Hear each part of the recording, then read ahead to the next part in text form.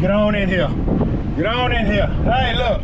Let me give y'all this story. I remember years ago, right, my second year in business. No, my first year in business. No, probably the end of the first, beginning of the second. I worked with this guy at one of my full-time jobs. It was years ago, about 10 years ago. I was just starting cheap, reliable lawn service. Home of the $20 cut, when nobody cuts cheaper. Now look, I remember I was working with this guy. He was a painter at the shipyard. You know, we would laugh and joke at work and have a good time, blah, blah, blah, blah. Well, everybody got laid off on that job. 360 people got laid off, right? He was one of the ones that got laid off, I got laid off. Well, I say about 6-7 months later, I run into him at Ace Hardware. When we was at work, he had like long curly hair. Seen him at Ace Hardware, he had cut his hair. I said, hey man, what you got going lately? Where you working at? I said, I'm over here at this shipyard. He said, oh man, since I left that place, I started working for myself. I said, really? He said, oh yeah, man. He said, I've been working on houses. He said, I got a few guys now over there at a house painting. I got to drop some paint off. And look, around this time, I thought only special people were successful in business. And this is what I told Buddy, making money. If you got 2 of them on a job, hey, you making money. You understand? You got 2 of them, oh, you making money. Oh, yes, sir, you making money. But anyway, got a nice truck. He said, oh yeah, I started working for myself, man. I got to drop some paint off to some guys, you know, blah, blah, blah. And when he left, I said, man, he figured it out. I said, man, that guy gonna be successful.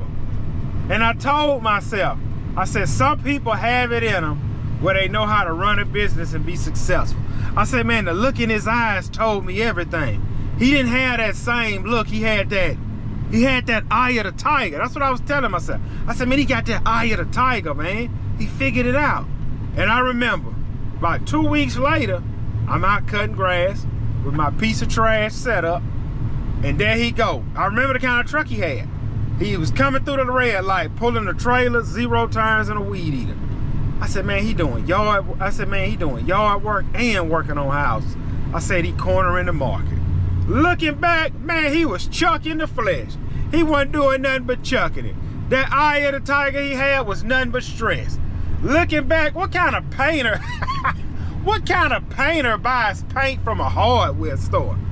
Yeah, everybody I know that paint professionally, they go to Sherwin-Williams and get paint. Yeah, they go to Sherwin-Williams and get paint. Yeah, nobody go to no hardware store and buy paint. He was chucking it. He was full-time chucking it. They're talking about, I told myself, I said, man, he got the eye of the tiger. Man, that wasn't no doggone eye of the tiger.